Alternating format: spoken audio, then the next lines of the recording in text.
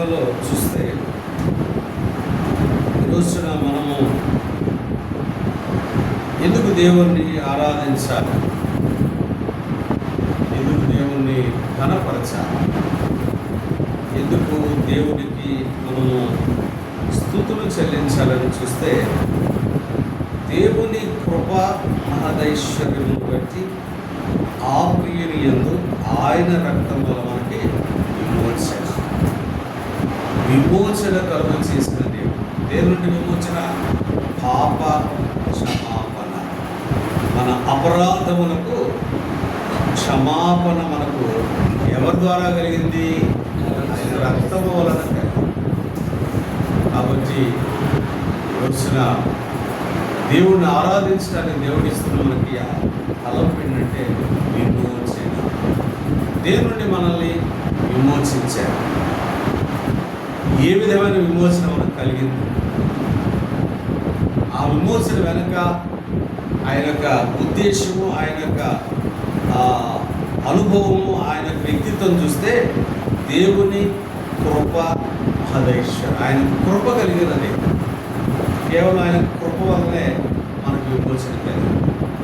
కేవలం ఆయన యొక్క ప్రేమ వల్లనే మనకు విమోచన జరిగింది. కాబట్టి ఒక రెండు మూడు తలంపులు మనం చూసుకొని మన ఆరాధనలో పెడతాం.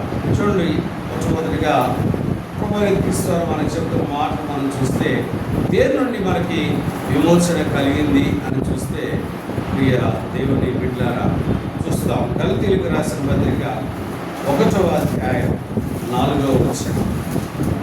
గలతీయులకు రాసిన పత్రిక, మన తండ్రి అయిన దేవుని చిత్త ప్రకారం క్రీస్తు మనలను ప్రస్తుత దుష్ట కాలము నుండి విమోచింపవలెనని మన పాపముల నిమిత్తము నన్ను తాను అప్పగించుకొనెను. మొట్టమొదటిగా చూస్తే దేని నుండి మనకి విమోచన కలిగిందంటే దుష్ట కాలము.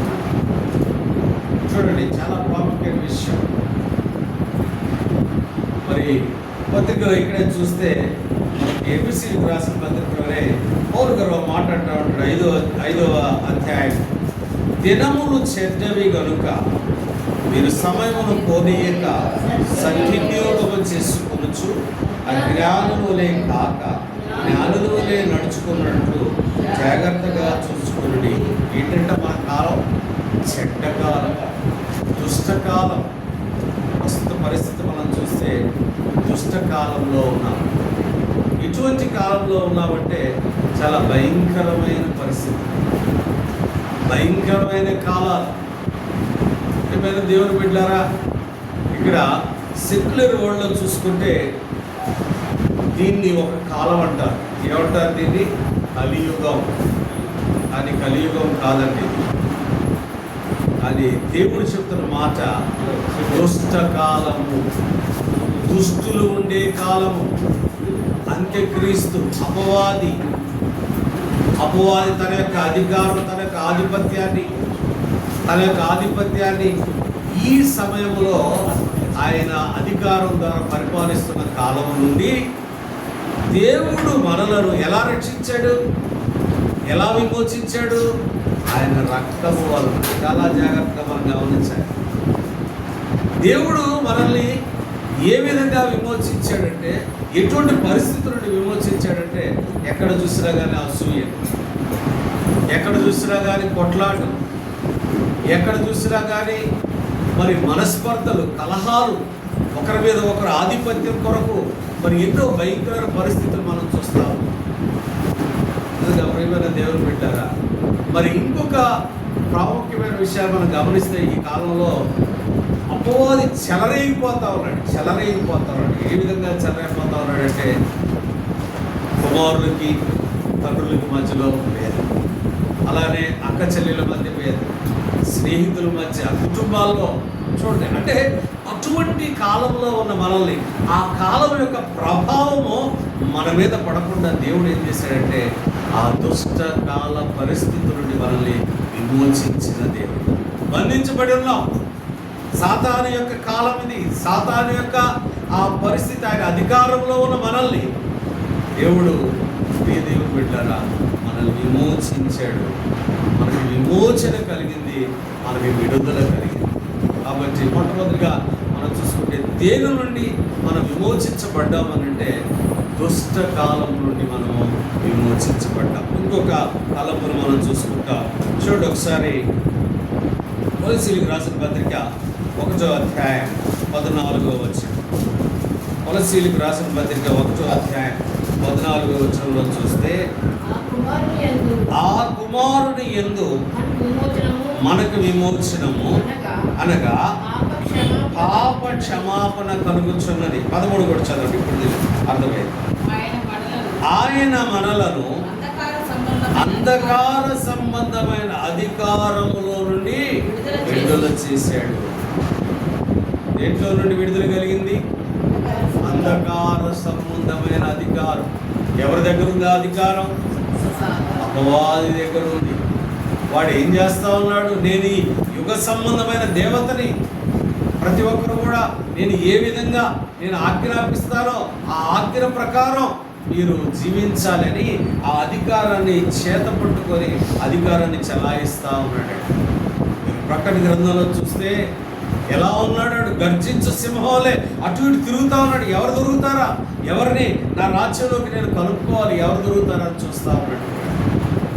అంధకార సంబంధమైన అధికారం. దాని నుండి ఏం జరిగింది? దాని నుండి ఏం జరిగింది?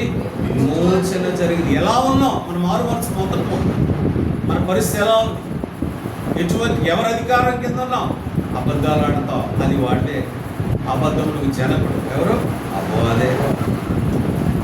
అటువంటి ఆ అధికారం కింద ఉన్నాం. మనం ఆలోచనలు చూస్తే అన్ని అంధకారం, చీకటి ఆలోచనలే, చెడ్డ ఆలోచనలే, దుష్ట ఆలోచనలే.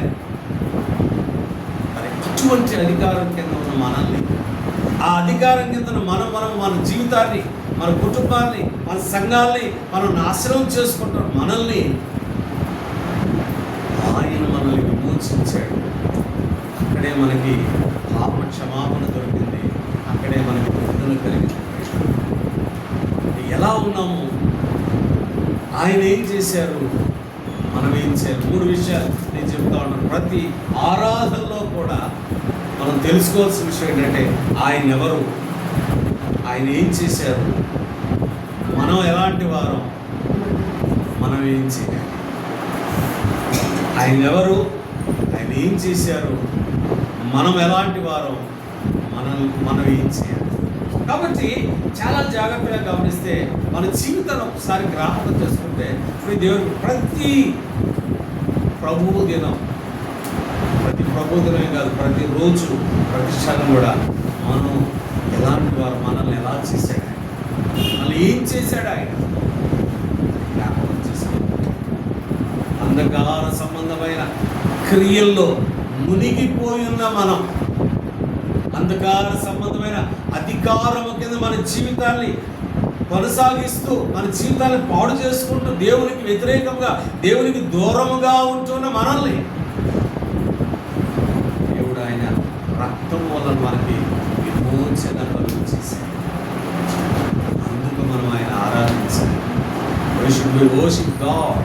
దేవుని ఎందుకు ఆరాధించాలి? దేవుని ఎందుకు మనం గణపరచాలి?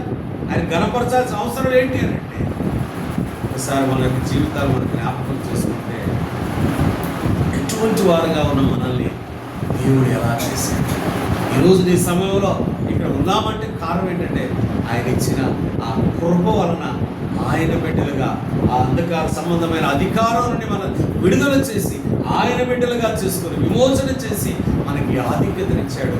ఆ ఆధిక్యత ఏంటంటే తన కుమారుడిగా మనం చేసుకుంటే ఉచితంగానే వచ్చింది.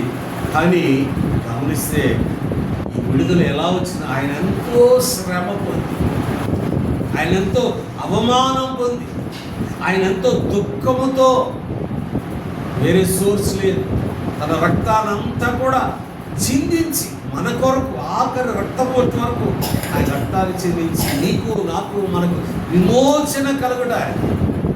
ఎవరి నుండి విమోచన? అంధకార సంబంధమైన అధికారం నుండి మనకి విమోచన కలగటానికి ఆ ప్రియమైన దేవుని బిడ్డలారా, తనకున్న సమస్తంలో విడిచిపెట్టిన దేవుడు, తనకున్న సమస్తమును మన కొరకు త్యాగము చేసిన దేవుడు.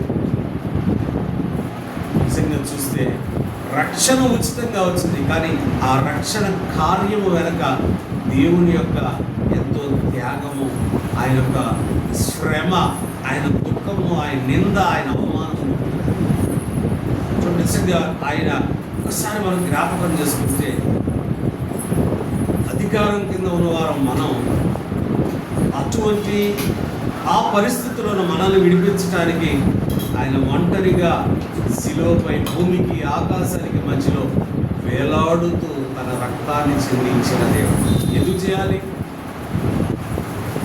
He sacrifice his divinity. ఆయన దైవత్వాన్ని ఎందుకు పోగొట్టుకోవాలి? ఆయన యొక్క మహిమను ఎందుకు పోగొట్టుకోవాలి? ఆయన శక్తిని అంతా కూడా ఎందుకు పోగొట్టుకోవాలి? ఆయన యొక్క రక్తాన్నంతా కూడా ఎందుకు చిందించాలి? నిన్ను, నన్ను, మనల్ని విమోచించడానికి. చూసారా? The purpose, the divine purpose behind this crucifixion, the divine purpose, ఆ దైవిక సంబంధమైన ఆ ఉద్దేశం ఏంటంటే, నీకు నాకు ఆ శిలువ మరణం ద్వారా విడుదల కలగాలి. ఎవరి నుండి విడుదల? సాతాను యొక్క బంధకముల నుండి విడుదల. సాతాను యొక్క ఆ యొక్క పాప, ఆయన అధికారం నుండి విడుదల. వాడు ఏమంటాడు? అందరూ కూడా నా దగ్గరికి రావాలని కోరుకుంటా ఉంటాడు. గమనిస్తే చివరి దినాల్లో ఉన్నాం. మరి చాలా భయంకర పరిస్థితులు మనం చూస్తూ ఉన్నాం. వాక్యానికి వ్యతిరేకమైన పనులు, వాక్యానికి వ్యతిరేకమైన జీవితం, వాక్యానికి వ్యతిరేకమైన బోధలు కూడా వచ్చాయి. జాగ్రత్త.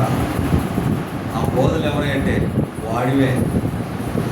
ఇంకా కొంతమంది ఇంకొక సమస్య ఏంటంటే, ఇంతకుముందు ఏంటంటే మనం రక్షించక ముందు అంధకార సంబంధ క్రియల్లో అధికారం కింద ఉన్నాం.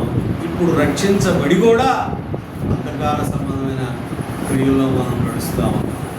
చూసారు ఎంత దౌర్భాగ్యం చూడండి, ఎంత ఫూలిష్నెస్ చూడండి. ఇంతకుముందని మనకు తెలియదు.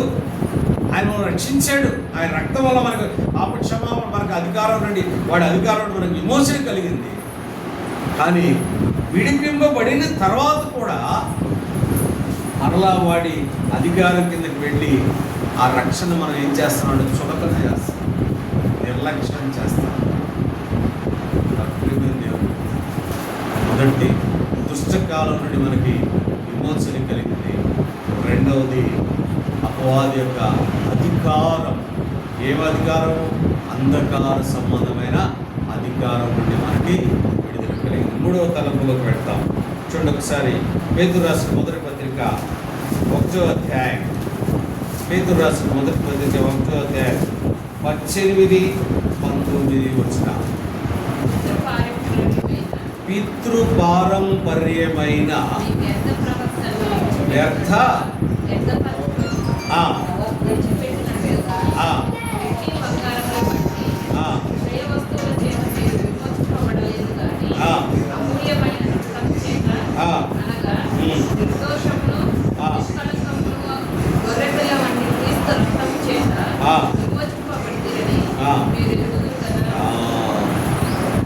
ఏంటంటే మూడోది ఏంటి?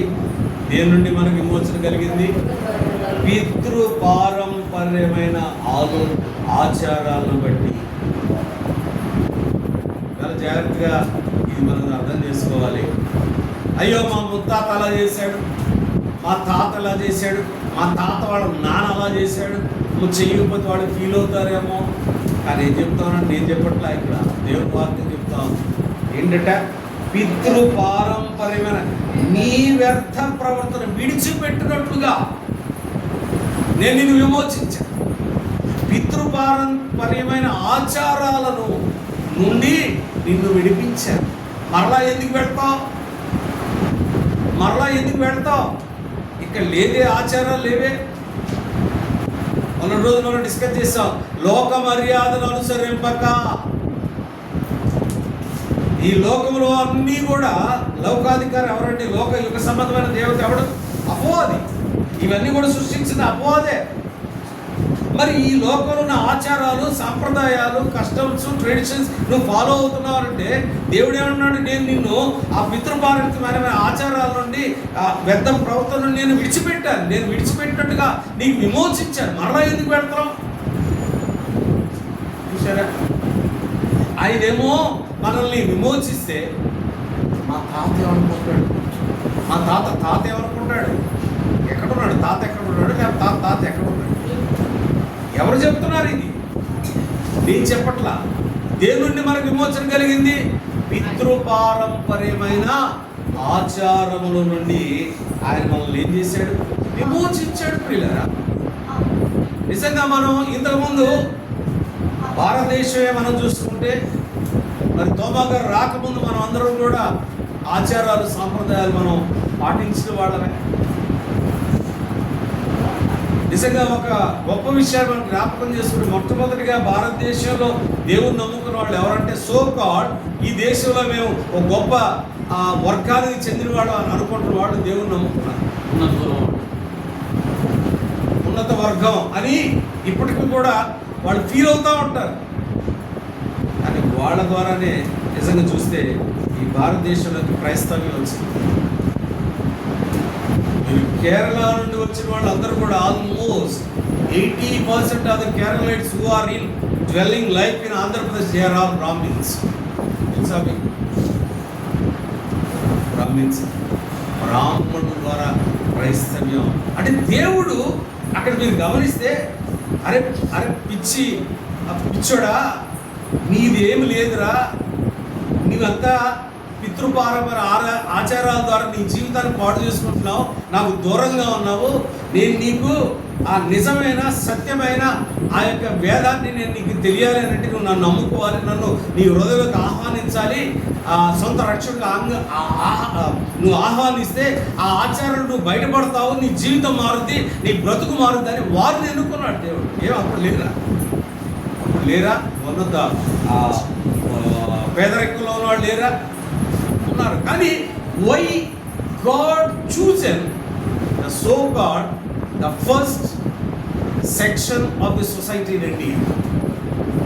గమనిస్తే దేవుడు బిడ్డారా, వాళ్ళని లోకములోను ఒక్కసారి చూద్దామని కొరింథీయులకు రాసిన మొదటి పత్రిక 1వ అధ్యాయం 24వ వచనం చూద్దాం. సహోదరులారా, మిమ్మల్ని పిలిచిన పిలుపును చూడండి. 1:24. మొదటి కొరింథీయులకు రాసిన పత్రిక 1వ అధ్యాయం అది చివరి సహోదరులారా 28 సహోదరులారా చూడండి, మీలో లోకరీతిని జ్ఞానులైనను గనులైనను గొప్ప వంశం వారినైనను అనేకులు పిలువబడలేదు కానీ ఏ శరీరియు దేవుని ఎదుట అతిశయింపకుండునట్లు జ్ఞానులను సిగ్గుపరచుటకు లోకములో నుండి వెర్రివారిని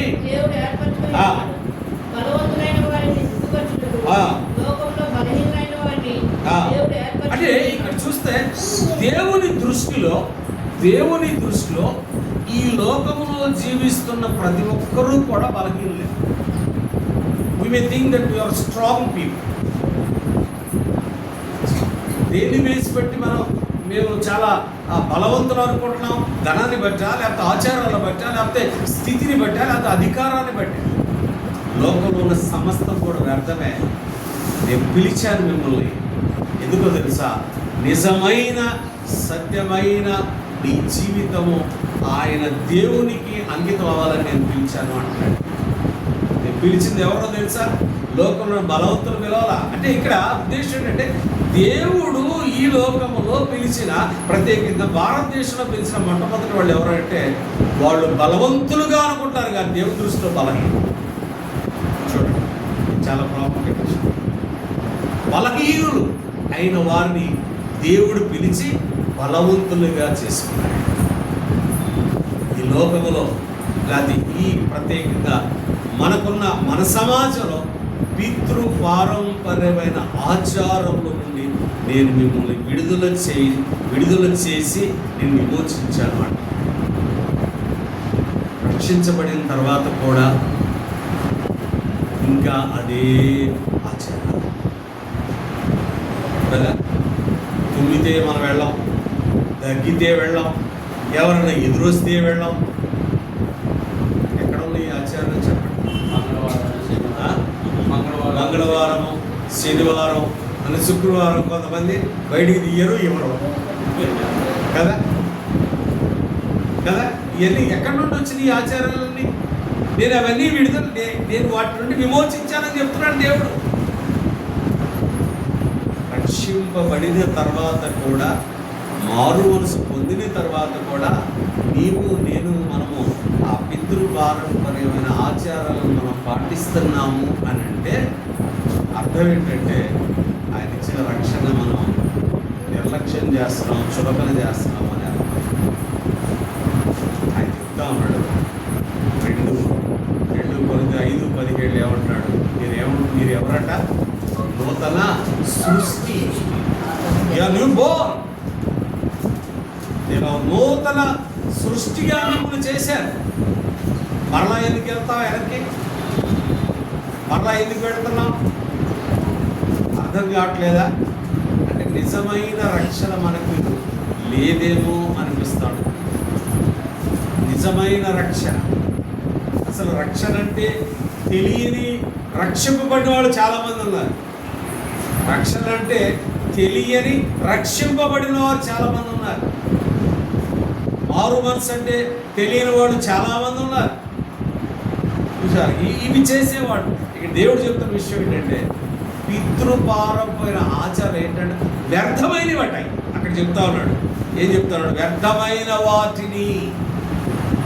నువ్వు చేసే ప్రతి ఆచారం, నువ్వు పాటించే ప్రతి సాంప్రదాయం కూడా వ్యర్థమైంది. నా దృష్టిలో వ్యర్థమైంది. ఒకవేళ లోకంలో ఇట్ మే బి కన్సిడర్స్ ఒకవేళ ప్రివిలేజ్ అనుకోవచ్చు, కానీ నా దృష్టిలో అది వ్యర్థమైనవి. వాటి నుండి నేను విమోచించాను. నేను నిన్ను విమోచించాను. మరలా ఎందుకు పెడతాం? చూసారా? కాబట్టి ఒకసారి మనం గమనించుకుంటే రక్షించబడిన తర్వాత కూడా మనం అవి పాటిస్తున్నాం అంటే అర్థం ఏంటి చెప్పండి? విధంగా మనసు లేనంటే, రక్షణ లేనంటే డైరెక్ట్గా దేవుని వాక్యం మాట్లాడుతూ ఉంది మనతో. నేను కాదు మాట్లాడు, డైరెక్ట్గా దేవుని వాక్యం మాట్లాడుతూ ఉంది. ఎవరు పెట్టారు ఈ ఆచారాలు? పితరులేగా, మన పితరులేగా అనే కదా. లేకపోతే మనకేం తెలుసా? ఇప్పుడు వాటిని ఏమంటున్నాడు ఇక్కడ? మరలా చదువుతాం. పితృపారంపర్యం మీ వ్యర్థ ప్రవర్తనను విడిచిపెట్టినట్లుగా నేను వెండి బంగారాలు ఇచ్చి విడిచిపెట్టి వాటికి నేను విమోచించలేదు, కానీ దేని నుండి విమోచించాడట? అమూల్యమైన రక్తము చేత. నా రక్తం అమూల్యమైనది, నిర్దోషమైనది, నిష్కలంకమైనది, పవిత్రమైనది. ఆ రక్తము చేత మీ పితృ పారంపర్యమైన వ్యర్థమైన ఆచారాల సంప్రదాయాల నుండి మిమ్మల్ని విడుదల చేశాను అంటాడు. విమోచన మొదటిగా మనం చూసింది దుష్ట కాలం నుండి మనకు విమోచించాడు. రెండవది అపవాది లేదా అంధకార సంబంధమైన అధికారం నుండి మనకు విమోచన కలిగింది. మూడవది పితృపారంపర్యమైన వ్యర్థమైన ఆచారాల నుండి, సాంప్రదాయాల నుండి విమోచన కలిగింది. ఇంకా మనము అవి పాటిస్తున్నామని అంటే అర్థం ఏంటంటే మనకు రక్షణ లేదన్నా. మనకి అన్యులకి తేడా ఏంటి చెప్పండి? అదే అంటారు. ఇప్పుడు మీరు చూస్తే మీరు కొబ్బరికాయలు కొడతారు, మేము కొబ్బరికాయలు కొడతాం. మీరు విగ్రహం పెట్టుకుంటాం, మేము విగ్రహం పెట్టుకుంటాం. మీకు ఒక తేడా ఏంటి? తేడా ఏంటి? దేవుడు ఏం చెప్పాడు? నేను లోకం నుండి మేము ప్రత్యేకపరిచాను అన్నాడు. మరి లోకంలో ఉన్నాయని మనం పాటిస్తాడు. How can we say that we are sanctified? How can we project ourselves that we are people of God, people of Christ? క్రీస్తు బిడ్డలుగా, క్రీస్తు ఆ యొక్క బిడ్డలుగా, క్రీస్తు సంఘంలో ఉన్న సభ్యులుగా మనం ఎలా ప్రత్యక్షపరచుకోవాలి? అన్నింటిలో ఉన్నాం, వాడితో కలిసి చేస్తున్నాం. ఏంటి తేడా? ఏంటి?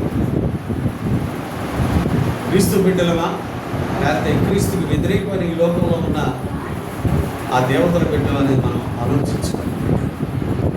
కానీ దేవుడైతే నేను విమోచించాను.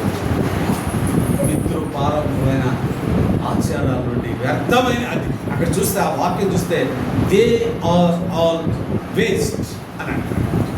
నువ్వు ఆచారాలన్నీ కూడా అవన్నీ కూడా వేస్ట్ అండి. విధవరాలు వస్తూ ఉంటే ఒకవేళ ఇక్కడ లేకపోవచ్చు, కానీ ఇప్పటికీ నాకు తెలిసి విలేజెస్ ఉందేమో అనుకుంటున్నాను. ఉన్నాయా?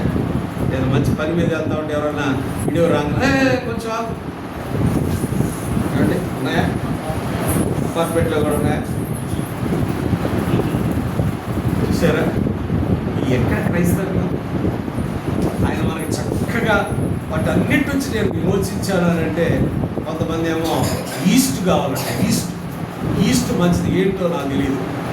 ఈస్ట్ మంచిది ఏంటో, వెస్ట్ ఏంటో ఏం చెడ్డదో మరి అర్థం. ఇవన్నీ కూడా దేవుడు రాసినాయి.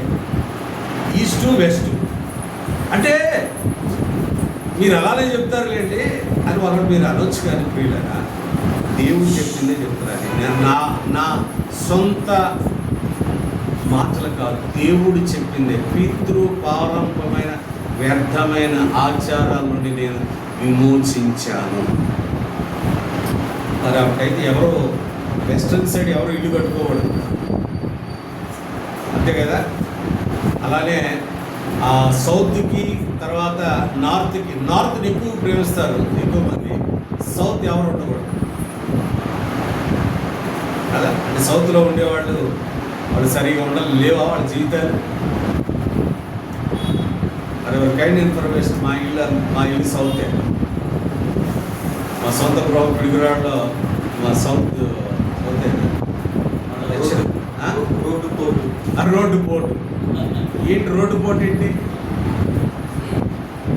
ఒకవేళ అన్నిలో అలా చేశారు అనుకోండి, దానికి మనం దేవుడు మనలను ఆ పితృపారంభమైన వ్యర్థమైన వాటిని మనల్ని విమోచించాడు. 4వ తలంపులో పెడతాం. 4వ తలంపులో తీతు రాసిన పత్రిక 2వ అధ్యాయం 14వ వచనం. ఆయన సమస్తమైన దుర్నీతి నుండి మనలను విమోచించి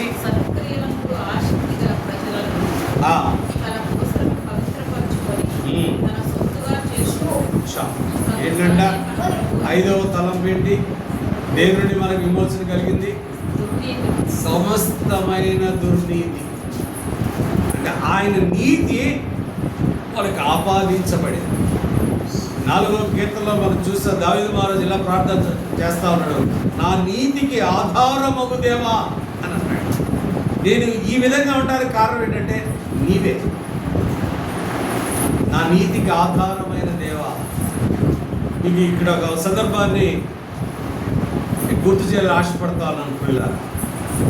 లూకా శుభవార్తలో మనకు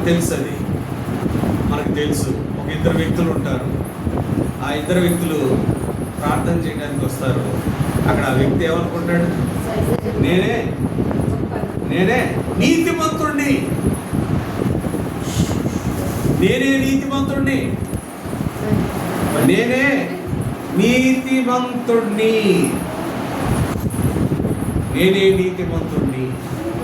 చూసారా? అంటే మనం ఏమనుకుంటామంటే కొన్నిసార్లు నేనే నీతిమంతుడు, మిగతా వాళ్ళందరూ కూడా మంచోడు కాదు అనుకుంటాం. కానీ దేవుడు ఏమంటున్నాడు? అందరినీ నేను దుర్నీతుడిని నేను విమోచించాను. రక్షింపబడిన ప్రతి ఒక్కరూ కూడా స్వనీతి లేదు, దేవుని నీతితో మనం ఆపాదించబడ్డాం. స్వనీతి లేదు. పాప ఆయన గొప్ప భక్తుడే, పరిసైడ్ గొప్ప భక్తుడే. ఏమంటున్నాడు?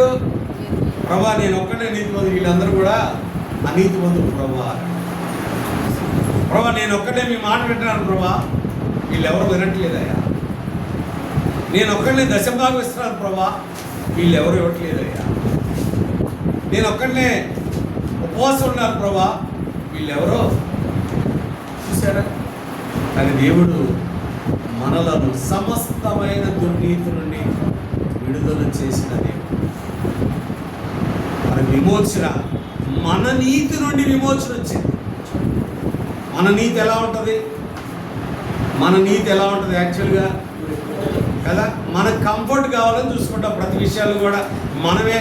మనల్ని అందరూ కూడా గొప్పవాళ్ళు అనుకోవాలి, లేకపోతే అందరూ గౌరవించాలి, అందరూ కూడా నన్ను ప్రేమించాలి, నాకే ఫస్ట్ ప్రయారిటీ ఇవ్వాలని మన నీతి అది. అది దేవుడి నీతి అది కాదు. The least priority in the society, especially when Jesus was alive, was Jesus Christ. ఆయనకి ఎవ్వరు కూడా ప్రాముఖ్యతని ఇవ్వాల. అందువల్లనే he was crucified. అందువల్ల ఆయన శిలువ మీద మరణించాడు. ఎందుకంటే ఆ మరణం ద్వారా నా ప్రభువుకి, నా తండ్రికి మహిమ రావాలి, నాకు కాదు అనే ఉద్దేశం. నీవు నేను కూడా ఇంతకుముందు స్వనీతే నేను అన్న మనము ఆ పరిస్థితి నుండి దేవుడు సమస్తమైన దుర్నీతి, సమస్తం అంటే మన ప్రవర్తన అంతా చూసుకోవాలి. నీ మాటలు, క్రియలు, ఆలోచనలు, తలంపులు, ప్రవర్తన, సహవాసం. మరి ఇంకొక విషయాన్ని చెప్పాలని ఆశపడతా ఉన్నాను. నన్ను క్షమించారంటే చెప్తాను. నేను క్షమించారా? కొన్ని సంఘాలు మేమే మంచి సంఘాలు అని చెప్పుకుంటాం. నీవే ఎత్తబడి సంఘం, నేను తప్ప ఎవరు కదా? అవునా కదా? ఉంది అక్కడ ఏమన్నా అయ్యారు అట్లా ఉంటే ఏమన్నా చూడంటే వాడు అపోది ఏం చేస్తాడంటే ఆ విధంగా మనకి ఆ ఆలోచన పెట్టడు. కానీ దేవుడు మన సమస్తమైన దుర్నీతి నుండి మనకి విమోచన కలిగించిన దేవుడు. అది 5వ తలంపు. ఇంకొక తలంపు చూసుకొని మనం వాళ్ళ ఆరాధనకు వెళ్దాం. ఎబ్రీయులకు రాసిన పత్రిక 2వ అధ్యాయం 15వ వచనం. కాబట్టి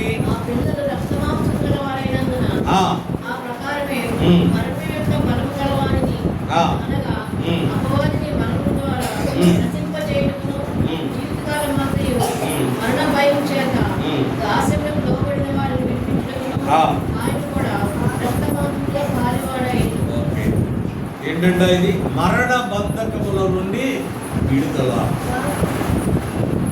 మరణ బంధకం నుండి ఏది జరిగినా ఏమనుకుంటాం?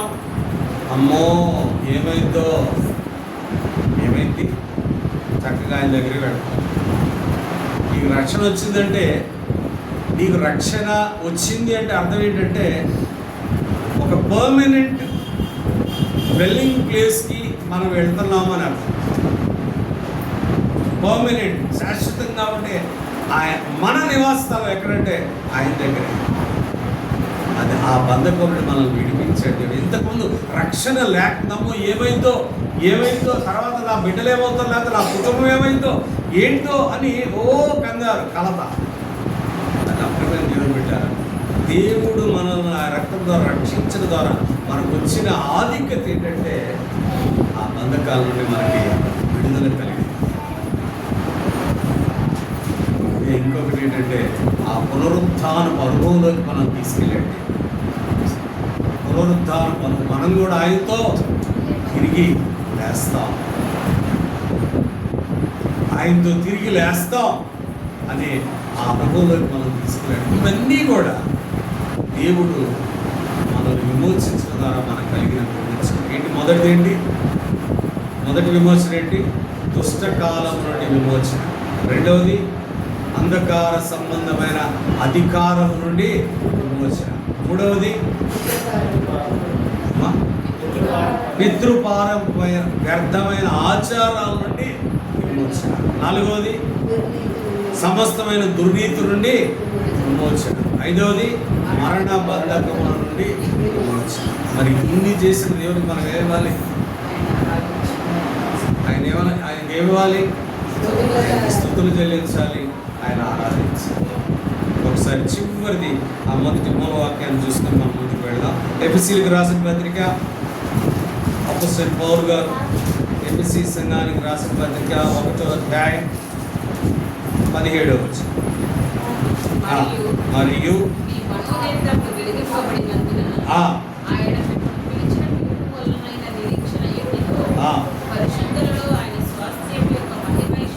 అది ఎలా వచ్చింది? ఒకసారి 7వ వచనం కూడా చదువు. దేవుని కృపా మహదైశ్వర్యను బట్టి ఆయన రక్తము వలన మనకి విమోచనము, అనగా మన అపరాధములకు క్షమాపణ. కాబట్టి దేవుడు మనల్ని విమోచించింది మనకు తెలుసు. చిన్నప్పుడు కొన్ని పుస్తకాలు మనం చదివి ఉంటాం. అల్లావుద్దీన్ అబ్బుల్ దీపాలు ఉంటాం. చదివారు ఎవరన్నా? ఏం చేస్తాడు అల్లావుద్దీన్ వచ్చి? ఆ అద్భుత దీపం జరిగిన మన జీవితాలు మారిపోతాయి. అలా చేయలే. ఈ came to the world through incarnation. మానవ అవతారంలో ఆయన ఇచ్చాడు. ఆయన వచ్చాడు, వచ్చి నీకులాగా నాకులాగానే జీవించాడు. నీకులాగా నాకులాగా జీవించిన తర్వాత ఆయన మరణానికి పాత్రుడయ్యాడు. మరణానికి పాత్ర. ఎటువంటి మరణం? ఏ తప్పు చేయని ఆయన ఆ దినాల్లో ఘోరమైన శిక్ష అంటారు. ఘోరమైన శిక్ష. శిలువ మరణం అనేది ఘోరమైన శిక్ష. ఆ శిక్షను మనకి చూస్తే సమయంలో మీరు చదువుకోండి. యెషయా గ్రంథం 53వ అధ్యాయంలో ఆ శిలువ మరణం గురించి చాలా చక్కగా దేవుడు మనకు రాయించాడు. రిక్తునిగా, శక్తి లేనివాడుగా, గొర్రెపిల్ల కసాయి అతని దగ్గరికి వచ్చినప్పుడు మరి కత్తిరించేవాడు ఎదురు మౌనముగా ఉండి ఎంతగా ఆయన చేశాడంటే ఆ శిక్ష ద్వారా ఆయన చిందించిన రక్తం ద్వారా మనకి విమోచన జరిగింది. ఈ విమోచన, ఈ రక్షణ మనకి ఉచితంగా రాలేదు. కానీ ఆయన పడ్డ ఎంతో శ్రమ, వేదన ద్వారా మనకి జ్ఞాపకం చేసుకోవాలి. ప్రభా, నన్ను విమోచించడానికి నేను ఏ పాటి వాడిని ప్రభా? 8వ కీర్తన 6వ వచనం చూద్దాం సార్. 8వ కీర్తన 5, 6 వచనాలు. 8వ కీర్తన 5, 6. దేవుని కంటే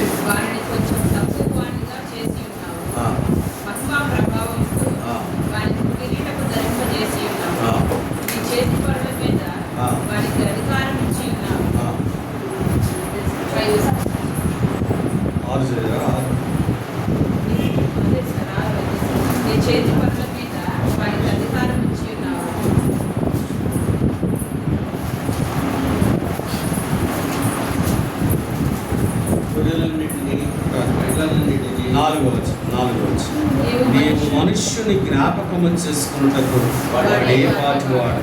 నీవు నరపుత్రుని దర్శించుటకు ఆయన విమోచించడానికి what kind of position do we have? మనకున్న ఆధిక్యత ఏంటి? మనకున్న అర్హత ఏంటి? ఏమైనా ఉందా? వాడు ఏ పాటి వాడు అంటాడు. కానీ ఆయన మనం జ్ఞాపకం చేసుకొని ఆయన మన కొరకు ఆయనకున్న సమస్తాన్ని విడిచిపెట్టాడు. జ్ఞాపకం చేసుకొని తిరిగి నలిగిన హృదయంతో దేవుడిని మనం ఆరాధిద్దాం. నిజంగా ఆయనే కనుక మనల్ని విమోచించకుండా ఉండి ఉన్నట్లయితే ప్రియమైన దేవుడు పెట్టారా మన జీవితం ఎలా ఉంది? కాబట్టి అన్ని విషయాలు కూడా జ్ఞాపకం చేస్తున్నాను. దేవా, నన్ను జ్ఞాపకం చేసుకుంటాను. నేను ఏ పాటి వాడిని ప్రభా? నాలో ఏ నీతి ఉంది ప్రభా? నాలో ఏ మంచితనం ఉంది ప్రభా? ఎటువంటి మంచితనం లేదు. ఆయన కేవలం నీ కృపల్ని నన్ను జ్ఞాపకం చేసుకొని నన్ను వీటి నుండి విమోచించావు ప్రభా అని తిరిగి నలిగినంతో ఆయన నోరారగా చేతును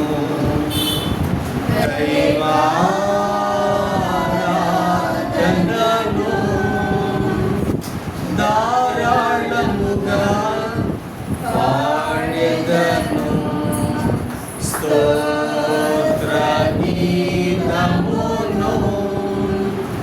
ధారాళముగా పాడెదను స్తోత్రగీతమును